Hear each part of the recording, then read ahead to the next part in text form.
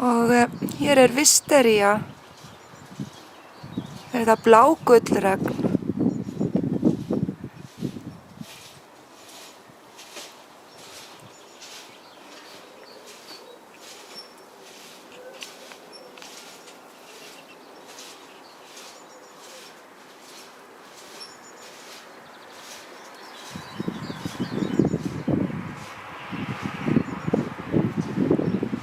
Það ilmar mjög sterklega,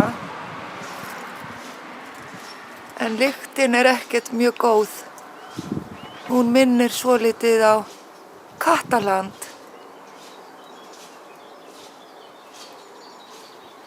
En það er alveg sérstaklega gert til að laða að alls konar rotflugur.